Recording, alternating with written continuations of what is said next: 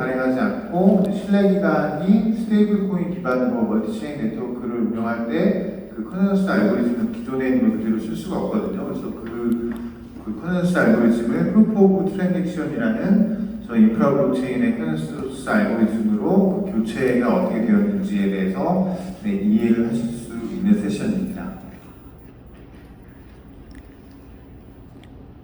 네, 그래서 이번 세션에는 이제 전반적인 그 블록체인 컨센서스에 대해서 설명을 좀 드리려고 합니다. 그래서 POW, POS, 디포스 이런 것들이 어떻게 기너가 되고 지금 폴가닷에서는 어떠한 컨센서스를 채택을 했는지 설명을 드려보도록 하겠습니다. 네, 그래서 블록체인 컨센서스라는 게 뭘까요? 블록체인이 그 컨센서스를 이룬다는 거는 그 여러 개의 노드들이 동시에 같은 상태를 가진다는 것을 보장할 수 있는 그런 메커니즘이 컨센서스 메커니즘이지 않습니까? 그래서 블록체인이라는 거는 보시는 것처럼 하나의 블록 안에 여러 개의 트랜잭션들이 모아서 하나의 블록을 이루고 이 블록 해시 링크로 다들 아시겠지만요. 블록 해시 링크로 연결이 되어서 이 블록체인 구조가 만들어지고 그 하나의 블록들을 실행을 하게 되면은 블록 안에 있는 트랜잭션 하나하나를 실행을 하게 되면은 모든 블록체인 노드가 같은 그 상태를 가지게 되지 않습니까? 그 비트코인을 치면은 그 전 세계가 글로벌하게 공유하고 있는 비트코인 그 장부 내역을 똑같은 상태로 내가 동일한 마지막 블록을 내가 보고 있다면 그 모든 노드들이 동일한 그 상태를 서로 컨센서스를 이룰 수가 있게 됩니다. 그래서 블록체인 컨센서스라는 거는 모든 노드가 같은, 그러니까 모든 노드가 이제 기술적으로는 스테이트 머신이지 않습니까?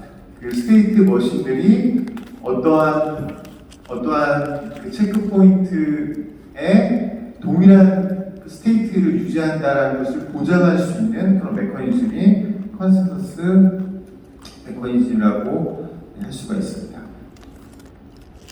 네, 그래서 많이들 아시는 것처럼 POW는 그 전에 설명을 드렸는데, 그래서 이 블록체인 이 데이터 구조에서 컨센서스를 이루기 위해서 이제 중요한 부분이 같은 블록을 바라봐야 되는 거거든요.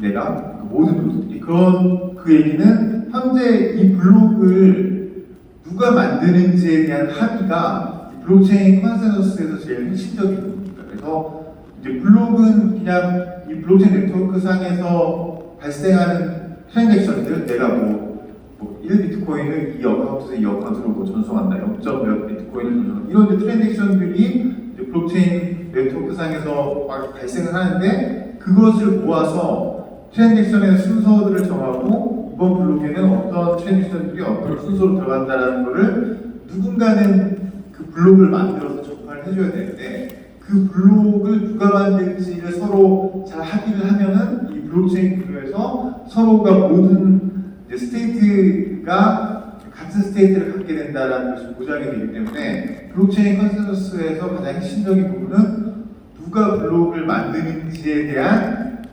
그 공통된 메커니즘이 필요하다는 것입니다. 그래서 POW는 그래서 누가 블록을 만들지에 대한 그런 컨센서스를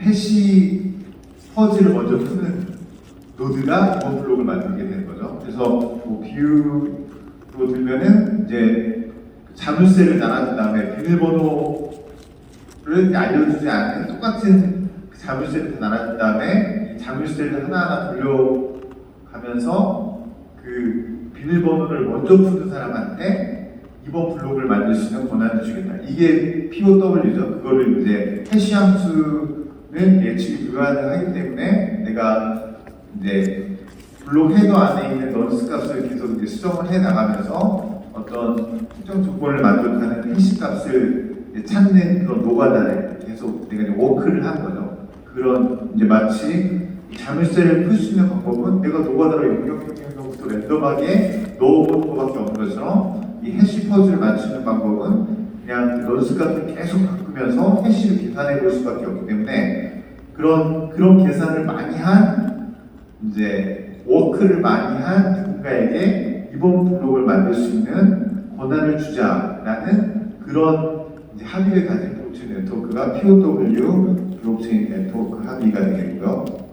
이게 뭐 다들 아시는 것처럼 POW는 쓸데없이 이제 해시 연산을 막 하드웨어 가지고 엄청나게 하기 때문에 전기가 낭비가 되고 이제 쓸데없는 이제 아무짝에도 쓸모없는 해시 연산을 내가 이번 블록을 만들기 위한 권한을 얻기 위해서만 그거를 소비하기 때문에 되게 비효율적이고 에너지가 낭비되기 때문에 그 이후에 POS 메커니즘이 나오게 되었죠. POS는 이런 POW처럼 막 하드웨어 연산을 하지 말고 이 블록체인 네트워크 상에서 코인을 발행했기 때문에 크립토커런시를 발행했기 때문에 크립토커런시를 많이 가진 주체가 이제 스테이킹을 한다고 하죠. 그 코인을 묶어놓고 그 블록체인 그 암호화폐를 많이 스테이킹한 주체한테 블록을 만들 수 있는 확률을 더 높여주면서 이제 블록을 생성할 수 있는 권한을 획득하도록 하는 게 POS입니다.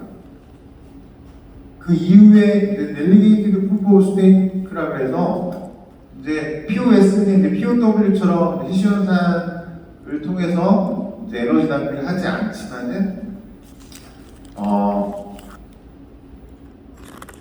POW나 그냥 POS 같은 경우는 항상 이제 글로벌하게 누구나 이 블록 그 생산자가 될 수 있지 않습니까? POW도 그냥 글로벌하게 뭔가 내가 해시 연산을 진짜 빠르게 하면 이번 블록을 내가 만들 수 있고 POS도 이제 원래 그 POS 방식도 이게 글로벌하게 이게 이제 그 선택을 해야 되는 거기 때문에 좀 더 블록 생산을 효율적으로 할 수 있는 방법은 대표자를 뽑아놓고 그 대표자들이 돌아가면서 블록을 만들 수 있게 하는 게 이제 훨씬 이제 효율적인 컨센서스 메커니즘이기 때문에 딜리게이티드 프루프 오브 스테이크라는 거는 우리가 국회의원들을 뽑는 것처럼 이 블록체인 네트워크에서 블록을 생산할 수 있는 그런 이제 국회의원들을 미리 선출을 해놓은 다음에 그러니까 매번 블록마다 POW나 POS로 뭔가 합의를 이루는 것이 아니고 먼저 이런 선출 과정을 거쳐서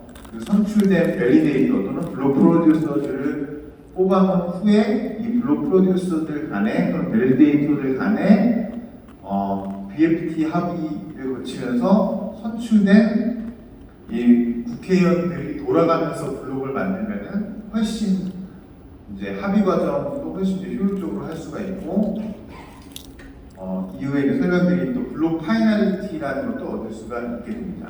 그래서 지금 대부분의 이제 블록체인들이 다 이런 형태의 합의를 선택하고 있습니다. 그러니까 누군가를 선출한 밸리데이터 셋을 선출하고 그 밸리데이터 셋이 이 가버넌스와 블록 생성을 하게 되는 그런 메커니즘을 가지고 있습니다. 네, 여기까지가 지금 하나의 블록체인에서 어떻게 하나의 블록체인에서 누군가가 밸리데이터가 되고 블록 생성자가 되고 하나의 블록체인 안에서 어떻게 컨센서스를 이룰까에 대한 얘기를 하면 저희는 이제 오늘 폴카닷과 서브스트레이트 설명드린 것처럼 멀티체인에서 이것을 이제 어떻게 합의를 이룰까로 더 이제 발전을 해 나가야 되거든요. 그래서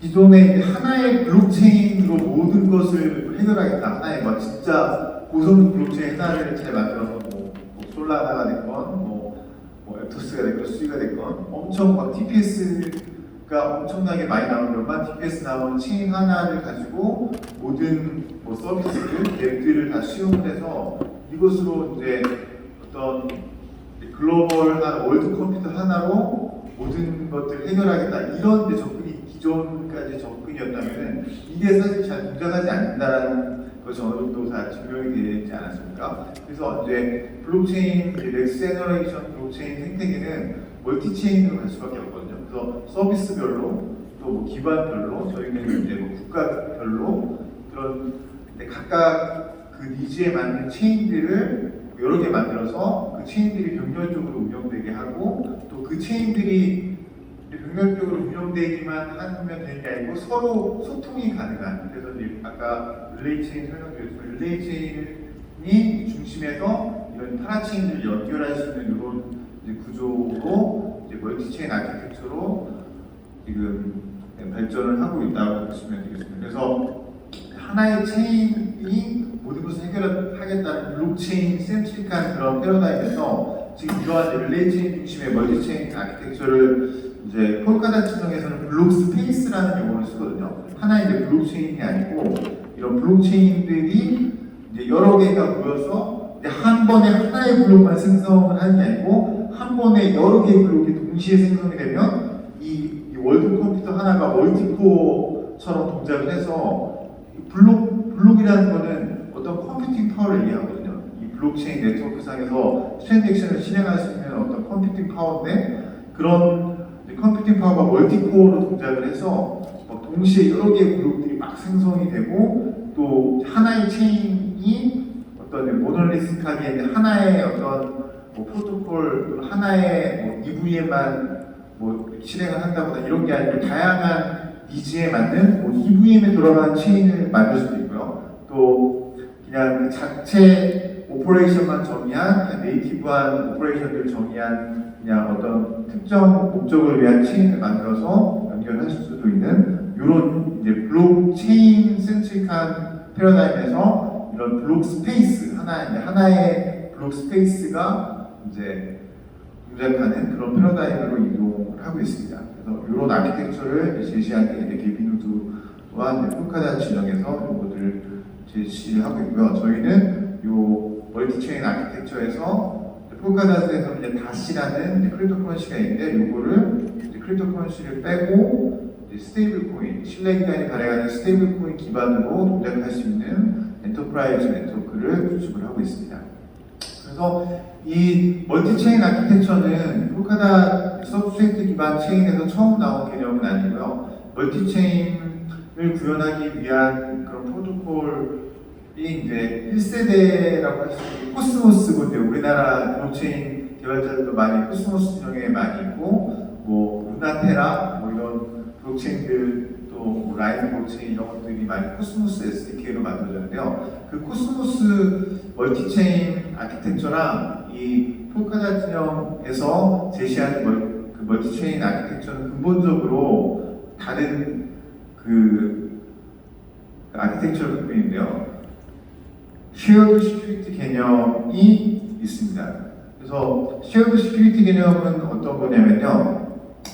기존의 블록체인 비트코인이나 이더리움 이런 블록체인 하나를 운영하기 위해서는 이 블록체인을 이제 운영해줄 노드를 운영해줄 마이너라든지 밸리데이터들을 모아야 되지 않습니까?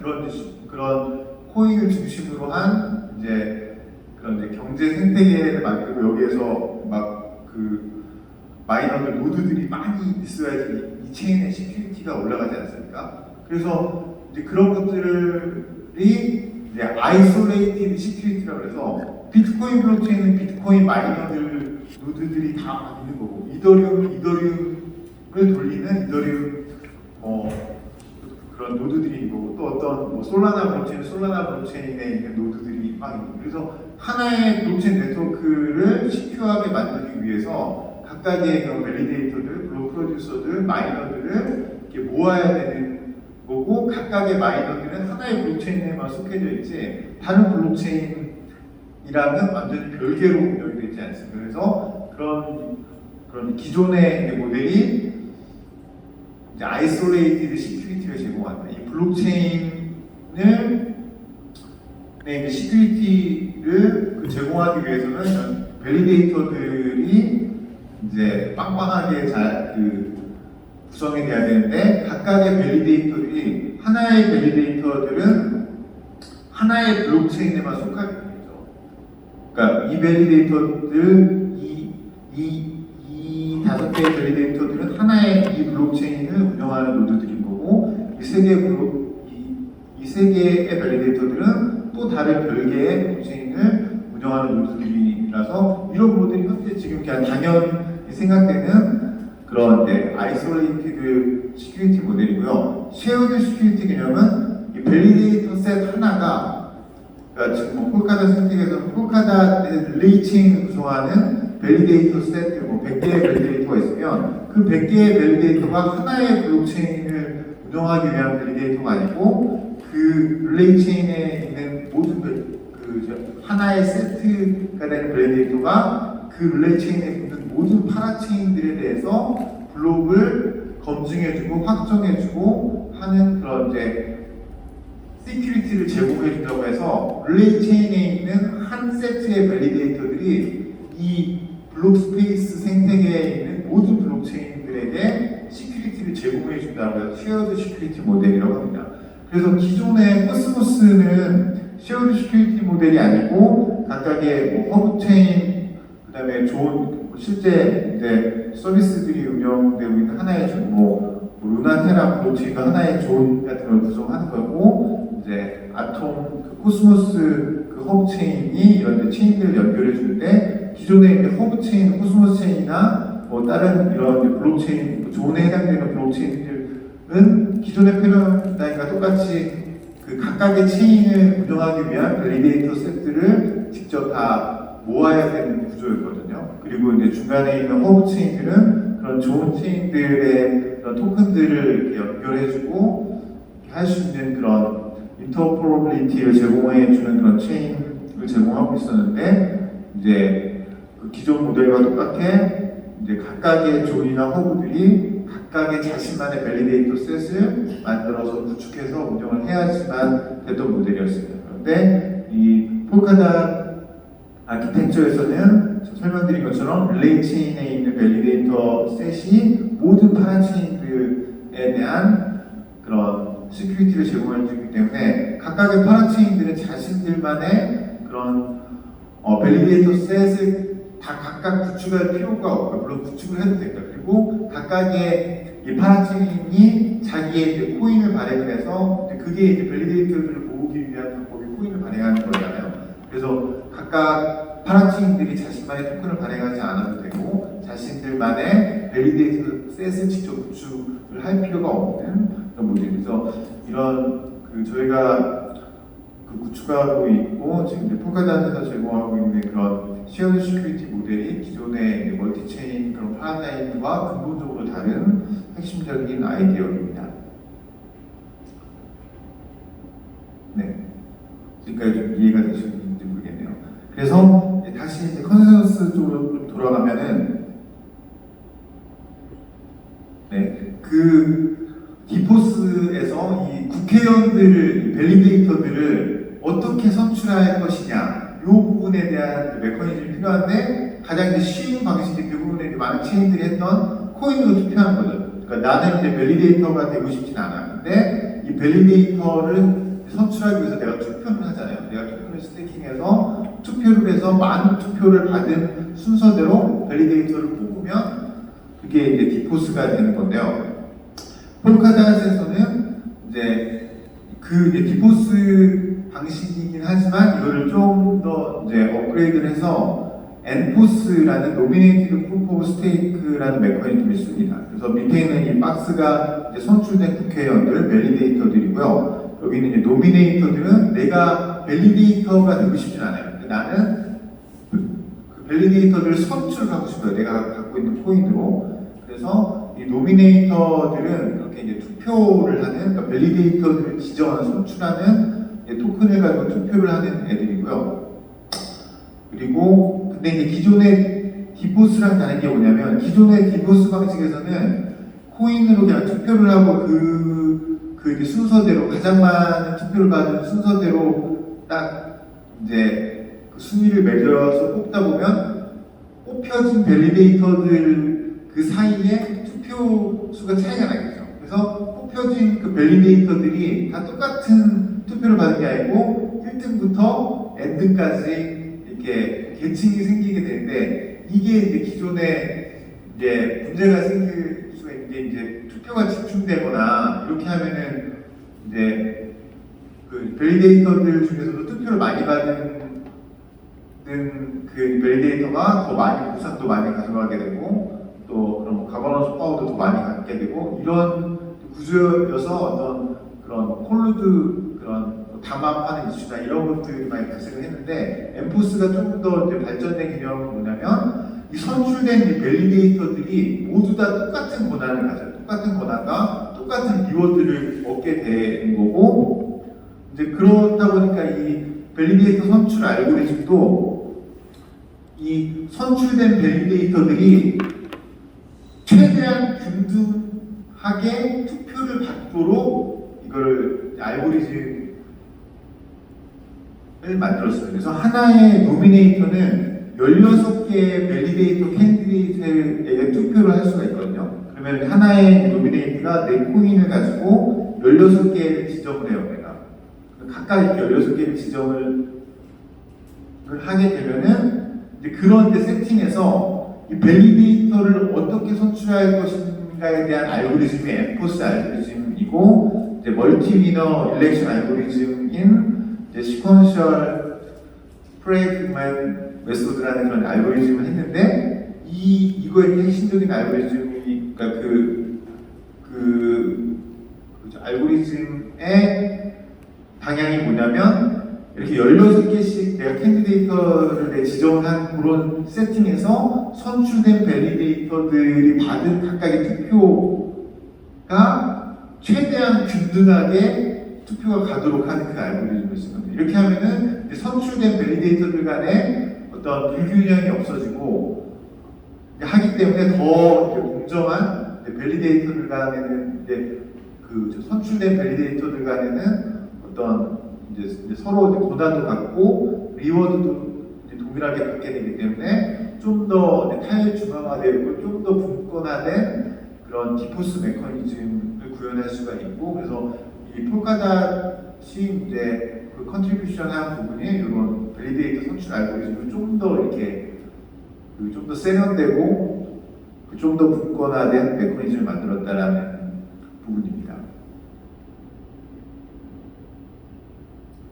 그리고 이제 PBFT를 잠시 좀 설명을 드리면 뒤에 이제 폴카닷의 웨이브랑 그래파 이 메커니즘을 설명하기 위해서 좀 설명을 드리겠는데요. 그래서 코스모스 팬더미트에서 도입한 이제 PBFT 메커니즘은 뭐냐면 이렇게 PBFT도 그 선출된 어떤 밸리데이터 셋들이 서로 이제 합의를 어떻게 이루느냐에 대한 그런 메커니즘인데요. 그래서 이제 리더 베이스드 프로토콜이어서 하나의 리더가 내가 이제 블록을 만들어서 내가 이렇게 전파를 하고 다른 이제 밸리데이터들이 그것을 이렇게 컨펌을 3페이지에 걸쳐서 3페이지 커밋 과정을 거치면서 블록이 이제 확정이 되는 개념이 여기에 나오거든요.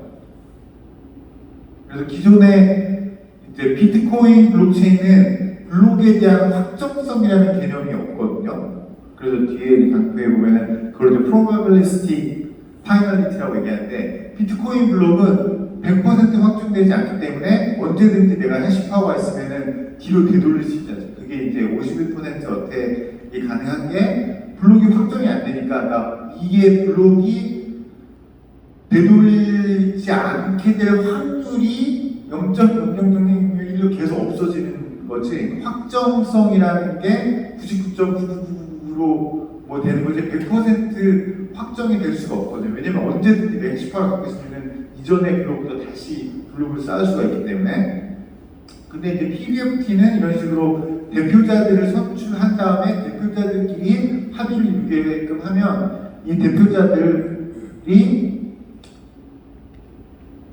이제 이 대표자들 중에서 3분의 2가 컨펌을 해준 블록은 이거는 확정성이 있다. 이런 데 파이널리티 개념을 도입을 할 수가 있습니다. 그래서 이렇게 이제 그 선출된 밸리데이터들 중에서 3분의 2가 컨펌한 블록은 되돌릴 수가 없는 블록으로 이제 파이널리티를 갖는다는 개념이고 이 PBFT에서는 그런 과정을 블록을 확정하는 과정을 한 블록 한 블록 진행하는 방식으로 진행을 합니다. 그래서 이제 요번 블럭이 이렇게 확정이 되면 그 다음 블럭으로 넘어가서 또 이제 선출된 그 밸리데이터들끼리 국회의원들끼리 또 이번 블록을 다 같이 확정을 하고 다 같이 확정하고 이런 식으로 블록 생성과 파이널라이제이션이 하나의 프로토콜로 묶어서 한 번에 하나의 블록만 확정할 수 있는 방식으로 이제 동작을 하기 때문에 네, 조금 이제 블록 그 생성 타임이 좀 길어질 수밖에 없겠죠. 네, 그 부분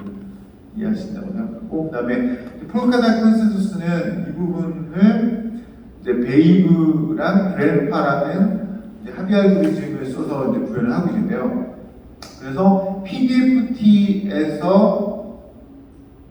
이제 디포스나 이제 PDFT 같은 이제 대표자들을 뽑는 합의 메커니즘에서는 그런 파이널리티를 만들 수가 있었던 거고 POW 그런 나카모토 컨센서스라고 보통 얘기하는 POW 방식의 그런 합의 메커니즘에서는 확정성을 줄 수 없는 100% 확정성을 줄 수 없는 프로바빌리스틱한 이 블록은 99.99999의 확률로 확정성이 있다라고 말할 수 있지 100% 확정이 된다라고 말할 수가 없는 방식이고요.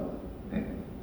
근데 이제 폴카닷에서는 이것을 좀 더 확장을 해서 이제 PBFT 같은 경우는 블록 생성과 블록 확정이 한 번에 하나씩만 이루어졌다면 폴카닷 컨센서스에서는 하이브리드 컨센서스 방식으로 블록 프로덕션과 블록을 생산하는 것과 블록을 확정하는 그런 알고리즘을 분리를 했습니다. 그래서 블록을 누가 생성할 것이냐에 대한 그 메커니즘이 베이브라고 해서 블라인드 어사인먼트 포 블록체인 익스텐션이라고 해서 이제 선출된 밸리데이터들 중에서 요번 블록은 누가 만들 거야? 요거를 선택하는 메커니즘이 그 컨센서스 알고리즘이 베이브인 거고요. 그 다음에 블록 확정을 PBFT처럼 이번 이제 어떤 리더가 이제 블록을 딱 만들면 이걸 확정할 때까지 다음 블록으로 넘어가지 못하는 방식이 아니고 블록 생성을 계속 해나가요. 내 슬롯이 오면은 블록 생성을 계속 해나가는데 블록을 확정을 하려면은 다른 이제 국회의원들이 3분의 2가 합의를 해줘야 되잖아요.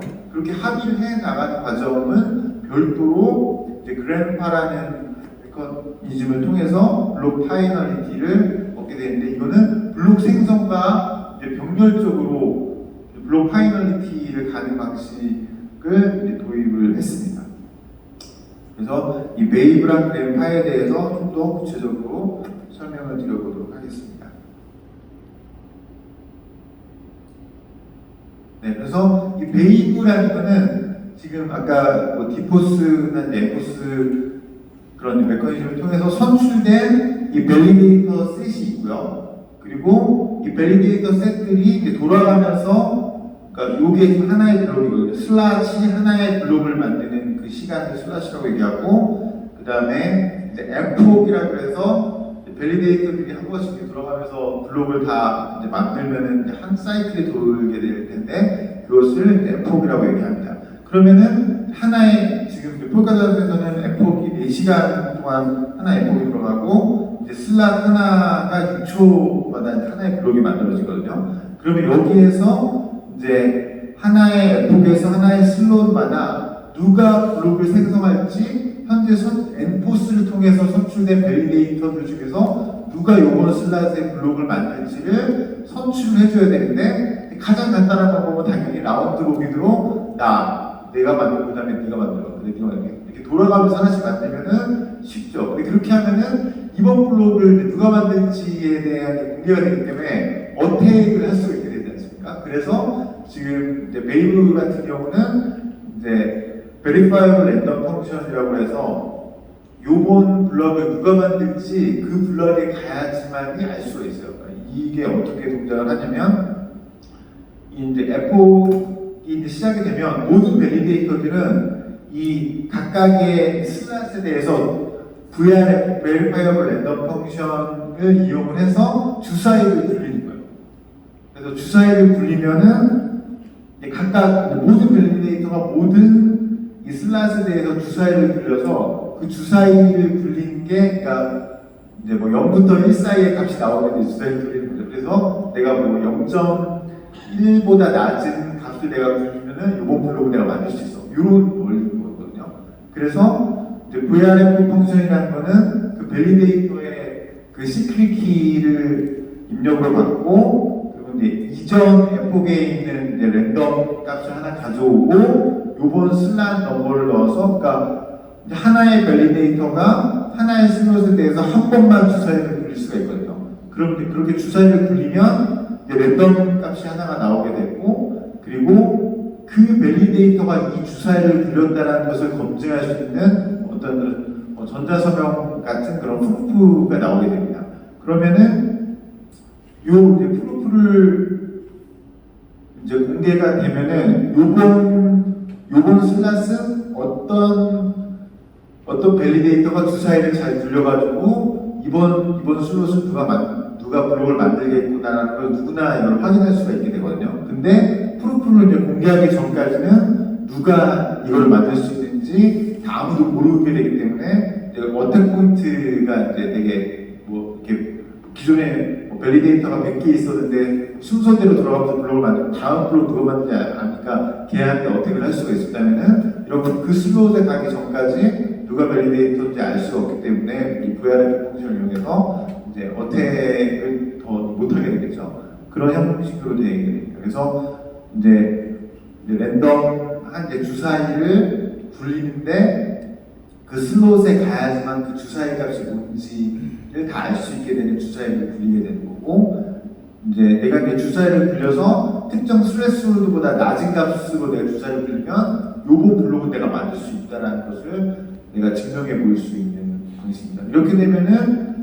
이제 뭐 좀 생각을 해보시면은 주사위를 다 같이 굴리기 때문에 한 슬롯에 대해서 어떤 슬롯은 그 몇 개의, 그러니까 2개, 3개의 밸리데이터가 그 슬롯에서 주사위를 잘 굴려가지고 그거를 내가 이 블록을 만들 수 있는 권한을 얻을 수 있게 되고, 또 이게 랜덤 값이기 때문에 어떤 슬롯은 그 이제 주사위를 잘 굴린 밸리데이터가 없을 수가 있게 됩니다. 그래서 이제 멀티플 밸리데이터가 하나의 슬롯에 배정되는 경우도 있고, 그 다음에 어떤 슬롯은 배정이 안 되는 경우가 있습니다. 그래서 이렇게 밸리데이터가 배정이 안 되는 슬롯에서는 블록을 만들지 못하면 이 네트워크 상에서 엄청난 로스잖아요. 이 블록을 못 만드니까. 그래서 이 VRF로 이 블록을 만드는 밸리데이터를 선출하는 것과 동시에 백그라운드에서 라운드 로빈으로,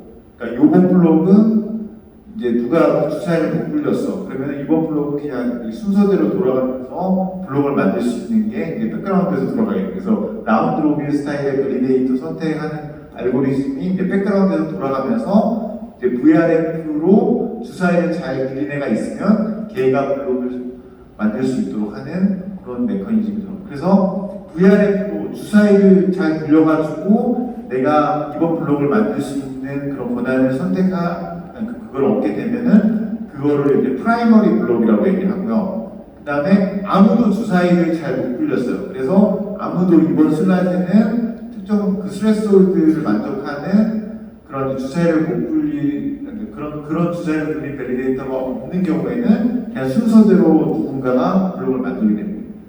그래서 VRF로 선택되지 않고 그냥 순서대로 블록을 만드는 그런 메커니즘으로 만들어진 블록은 세컨더리 블록이라고 부르게 됩니다.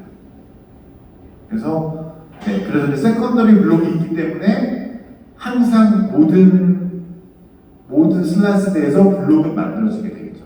이런 메커니즘으로 돌아가게 돼 있고, 그다음에 요거를 좀 더 개선해서 사사 플러스라는 알고리즘이 지금 개발이 되고 있는데요. 풀카다시면서 요거는 이제 영지식명 기술을 VRF랑 영지식명 기술을 이용해서 이제 모든 슬롯에 꼭 하나의 밸리데이터만 배정이 되면서 미리 그 밸리데이터가 누군지도 알 수 없게 하면서 하는 그런 되게 고도화된 알고리즘이 개발됩니다. 그래서 그 영지식명 기술을 이용하면은 이런 게 가능해지기 때문에 지금 현재 이 웨이브 그 알고리즘을 또 개선한 사사 플러스 알고리즘이 개발이 되고 있습니다. 그 다음에 이제 그랜파 블록 파이널리티 대한 설명인데요. 그래서 이 블록 파이널, 그러니까 여기 까만 블록이 지금 파이널리티를 얻은 블록이거든요. 그러니까 이 블록이 파이널리티를 얻으면 이 블록과 연결된 모든 블록들은 다 확정이 된 거로 치게 되는 거고, PBFT 같은 경우는 이제 한 번에 하나의 블록씩 확정을 했다면은 여기서 이 폴카닷에서는 이 밸리데이터들이 블록을 컨펌을 해줄 때 하나의 블록에 대한 컨펌을 하는 게 아니고 하나의 체인에 대한 컨펌을 해줘요. 이걸 무슨 얘기냐면 나는 그러니까 모든 블록에 대해서 컨펌을 할 필요가 없고 나는 이 블록에 대해서 컨펌을 하면 이 이전의 모든 체인에 대해서 컨펌을 하게 되는 거죠. 그래서 내가 여기를 컨펌했다면 이만큼이 다 컨펌이 되는 형식이기 때문에 그래서 매번 모든 블록에 대해서 컨펌 메시지를 내가 보낼 필요가 없게 됩니다.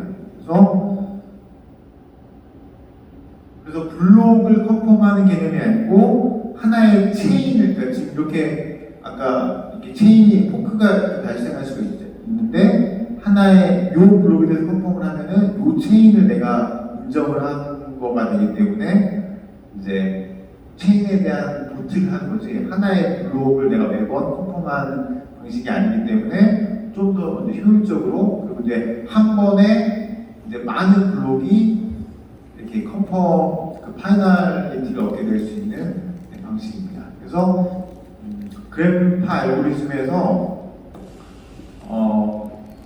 이 체인을 선택하는 그 포크를 선택하는 룰은 뭐냐면 아까 프라이머리 블럭과 세컨더리 블럭 기억나시나요? 프라이머리 블럭은 VRF 블록, 주사위를 굴려서 그 만들어진 그 블록이 프라이머리 블럭이고 이제 아무도 이제 주사위를 제대로 잘 못 굴려서 내가 돌아가면서 만든 그 블록이 세컨더리 블록인데 세컨더리 블록들보다 프라이머리 블록이 더 많은 그 체인이 선택을 하는 게 이제 포크 초이스 룰입니다. 그래서 지금 현재 그러니까 여기까지 지금 파이널리티를 얻었다고 치면, 그러니까 지금 요 블록에 대해서는 현재 선출된 밸리데이터 셋들의 3분의 2 이상이 여기까지를 확정을 해준 거죠. 그 상황에서 이렇게 다양한 포크들이 발생할 수가 있는데 지금 이 포크는 선택이 되지 않는 이유가 뭐냐면 여기까지 파이널리티를 얻었는데 여기에서 이어진 체인이기 때문에 이거는 이미 이제 나가는 거죠. 그래서 이건 이제 배제를 하면 되는 거고 지금 요 마지막 파이널리티를 얻은 이 블록이 연결된 이 세 가지 포크 중에서 선택을 해야 되는데 그 룰이 프라이머리 블록이 가장 많은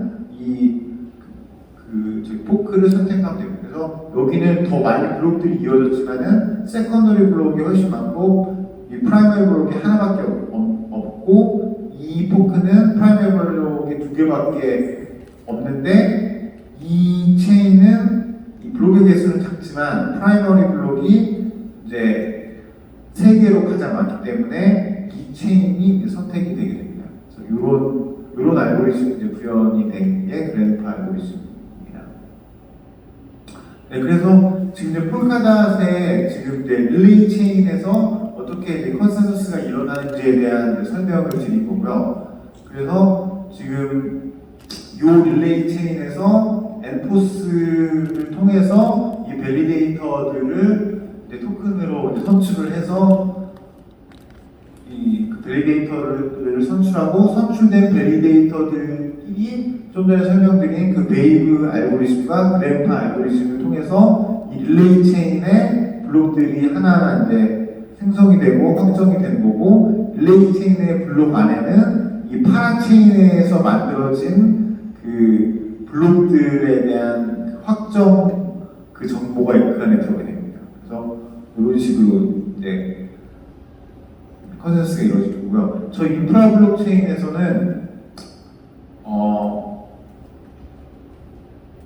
베이브랑 그래파는 그대로 사용하면 돼요. 왜냐하면은 이 밸리데이터들이 한번 선출이 되면 그 밸리데이터들이 어떻게 블록을 만들고 확정하는 거에 대한 문제이기 때문에 이 부분에는 이제 그런 크립토 커런시가 관여하지 않는 부분이거든요. 근데 엔포스, 아까 이제 엔포스 같은 경우는 코인으로 투표를 해서 밸리데이터들을 어떻게 뽑을 것인지에 대한 메커니즘이기 때문에 저희 인프라 블록체인에서는 엔포스를 그대로 쓸 수가 없습니다. 왜냐하면 릴레이 체인에서 어떤 그 가상자산을 발행하지 않고 이제 신뢰기관이 발행하는 스테이블 코인으로 블록체인 트랜잭션을 하기 때문에 코인이 없기 때문에 엔포스를 사용할 수가 없고요. 그래서 이 밸리데이터들을 선출하는 메커니즘을 그래서 저희는 새로 만들 수밖에 없는데 그 부분이 이제 프루프 오브 트랜잭션 합의 알고리즘입니다.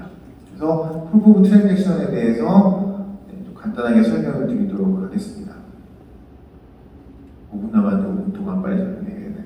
그래서 그 기존의 이제 블록체인들은 그 블록체인 코어 레이어의 자체 암호화폐를 매 블록마다 생성을 하거나 ICO를 통해서 미리 세팅 어떤 어카운트들에게 그런 암호화폐를 나눠준 상태에서 블록체인이 진행이 되게 되는데요. 저희 인프라 블록체인에서는 그런 자체 발행하는 암호화폐를 발행하지 않기 때문에 이런 신뢰기관이 발행하는 어떤 토큰, 그러니까 블록체인상에서 토큰은 스마트 컨트랙트 같은 그런 기능이 제공이 되면은 누구나 뭐 ERC20 토큰 같은 것들을 발행하는 거는 스마트 컨트랙트를 배포하거나 아니면 체인에서 토큰 기능이 제공되면 그냥 토큰을 발행하는 트랜잭션을 하게 되면 토큰을 누구나 발행할 수가 있게 되는데요. 그 중에서 이 국회의원들이, 밸리데이터들이 어떤 토큰들은 신뢰기관이 발행하는 토큰이기 때문에 발행한 스테이블 토큰이기 때문에 이 멀티체인 블록체인 네트워크에서 블록체인 가스피로 쓸 수 있겠다라고 그렇게 지정을 해줄 수가 있습니다. 그래서 이렇게 막 유저들이 막 토큰들을 막 발행할 수가 있는데 그 중에서 뭐 예를 들면 뭐 서울시가 발행하는 KRW에 패킹되어 있는 이 토큰은 이 블록체인 생태계에서 가스피로 쓸 수 있겠다. 뭐 예를 들면 토큰을 전송하는 트랜잭션 할 때 내가 50원에 해당되는 DKRW, 디지털 KRW를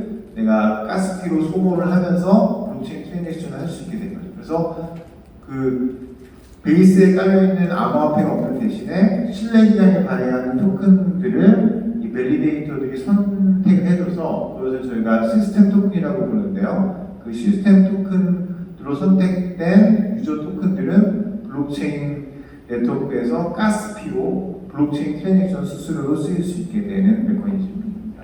그래서 그리고 저희 프루프 오브 트랜잭션 합의 메커니즘에서는 코인으로 하는 투표가 없는 대신에 트랜잭션 하나하나를 투표로 쓸 수 있는 메커니즘이 있습니다. 그래서 트랜잭션 에저 오브 탑이라는 메커니즘인데요. 블록체인 트랜잭션 하나하나마다 나는 누가 블록 프로듀스가 되면 좋겠다, 누가 밸리데이터가 됐으면 좋겠다라는 투표를 이 트랜잭션 메시지에 포함을 할 수가 있습니다.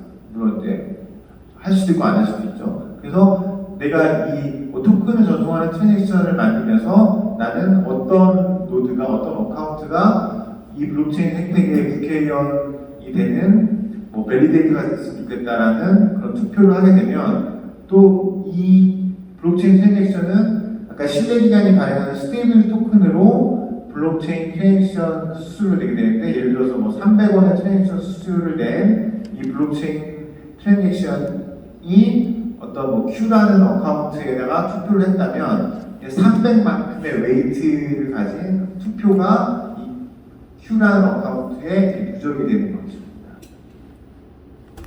그래서 블록체인 트랜잭션들이 많이 이제 발생을 하면은 그 트랜잭션 하나하나가 투표 역할을 해서 기본적으로 투표의 웨이트는 저희가 블록체인 트랜잭션 수수료 양만큼 50원짜리 트랜잭션을 했으면 50원만큼 투표를 하시는 거고 300원짜리 트랜잭션을 했으면 300원만큼의 투표가 이렇게 노드들의 누적이 돼서 그렇게 프루프 오브 트랜잭션 메커니즘이라는 거는 트랜잭션 보팅이 블록체인 상에서 집계가 돼서 트랜잭션 보팅을 많이 받은 노드들한테 밸리데이터로 선출될 수 있는 그런 지표로 사용될 수 있는 그런 메커니즘이 프루프 오브 트랜잭션 메커니즘입니다. 그래서 근데 이제 모든 이 밸리데이터 노드를 프루프 오브 트랜잭션 메커니즘을 이용해서 선출하지는 않고요. 저희 인프라 블록체인 같은 경우는 신뢰기관이 참여하는 것을 가정하는 엔터프라이즈 블록체인이기 때문에 일부 이 밸리데이터 셋들 중에서 일부는 시드 트러스트 노드라고 해서 신뢰기관들, 정부기관들이나 은행들이나 금융기관들이 이 네트워크에 참여한다고 하면 이 네트워크에서 어떤 노드를 그냥 고정 밸리데이터로 지정을 해줄 수가 있겠죠. 또 이제 처음에 네트워크가 시작될 때는 그런 고정 BP들, 시드 트러스트 노드들, 그 고정된 밸리데이터들만 세팅된 상태로 퍼미션들 세팅으로 블록체인을 이제 처음에 띄우게 되고요. 그 이후에는 이제 이 프루프 오브 트랜잭션 메커니즘으로 트랜잭션 보팅으로 선출이 되는 그런 노드 포션들을 늘리면서 이렇게 트랜잭션이 많이 그러니까 트랜잭션 보팅을 많이 받은 그런 노드들이 여기 밸리데이터로 선출될 수 있는 그런 메커니즘을 갖고 있습니다. 그래서 POW 같은 경우는 컴퓨팅 파워를 많이 갖고 있는 누군가한테 이제 블록을 만들 수 있는 권한을 주고 암호화폐 보상을 받을 수 있는 권한을 주는 것이라면, 그리고 이제 POS 같은 경우는 이제 분권 덩치죠. 기존에 이제 토큰을 많이 갖고 있는 크립토 커런시를 많이 갖고 있는 주체에게 블록을 만들고 또 그 크립토 커런시를 또 보상받을 수 있는 그런 권한을 주는 그런 메커니즘이라면, 저희 이제 POT, Proof of Transaction 메커니즘은 실제 이제 블록체인 네트워크상에서 트랜잭션을 많이 일으키는 주체, 바로 이제 블록체인에서 실제 서비스를 운영하는 서비스 프로바이더가 되겠죠. 서비스 프로바이더가 이제 블록체인 트랜잭션을 많이 일으킬 수가 있게 되는데, 그 블록체인 트랜잭션을 많이 일으킬 수 있는 서비스 프로바이더들한테 이 밸리데이터들, 이 블록체인 생태계의 그 거버넌스에 참여하는 국회의원들을 선출할 수 있는 보팅 파워를 그런 트랜잭션을 많이 일으킬 수 있는 서비스 프로바이더들한테 주는 메커니즘이죠.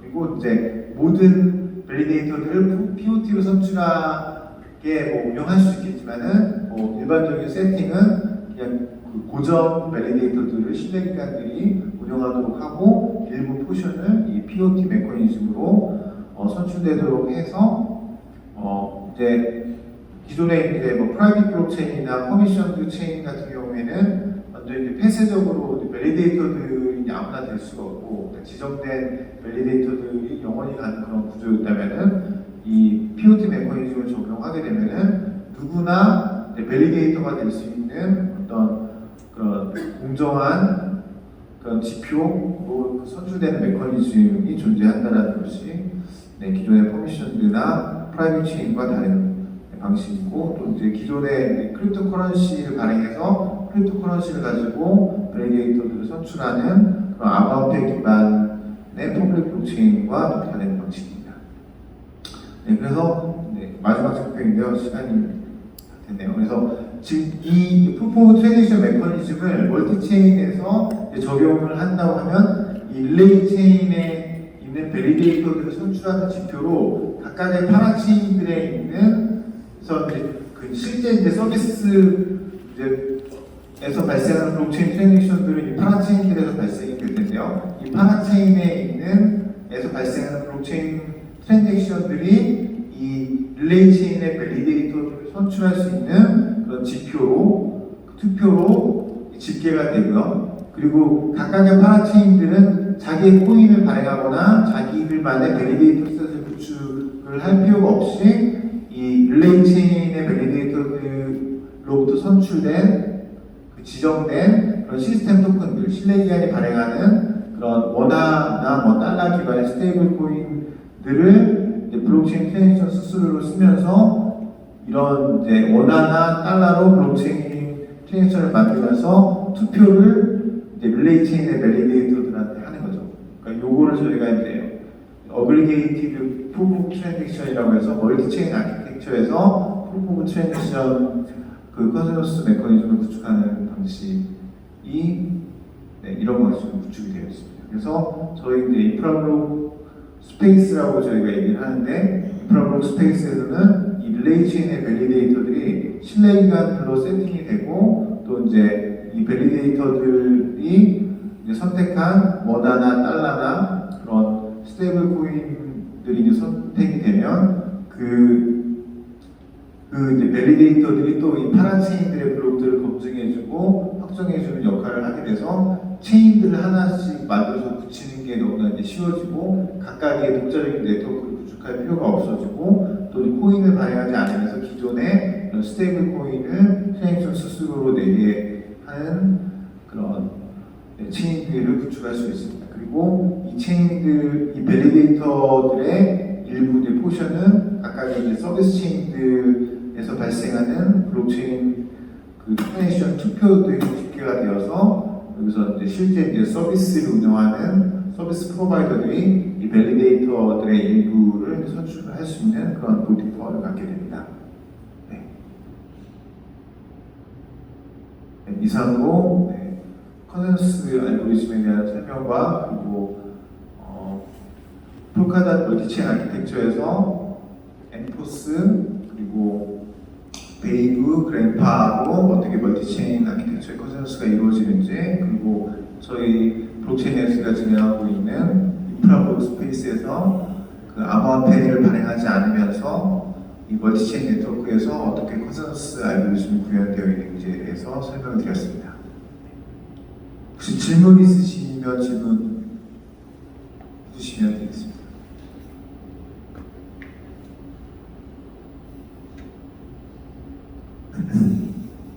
질문이 없으시면 오늘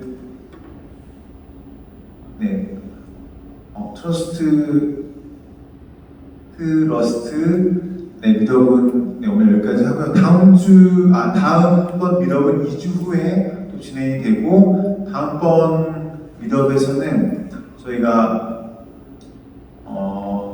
그 서브스트레이트 그 개발 툴들에 대한 설명을 또 드리고 또 여기 그 파란 체인 하나를 그냥 이더리움 EVM이 돌아가는 파란 체인을 띄우는 게 너무 쉽거든요. 그게 이제 프론티어라는 그런 그 아까 뭐 팔렛 개념을 했는데 블록4에다가 이렇게 컴포넌트를 붙이면 블록체인이 그냥 EVM에 들어가는 체인을 쉽게 만들 수 있거든요. 그래서 EVM이 돌아가는 파란 체인을 어떻게 만들고 그게 동작하는지에 대한 프론티어 팔렛과 EVM 파란 체인에 대한 설명을 드리는 세션과 그다음에 서브스트레이트 개발 툴들에 대한 설명을 드리는 세션을 진행을 할 예정입니다. 그래서 2주 후에 또 이 자리에서 다음 미덕을 진행하도록 하겠습니다.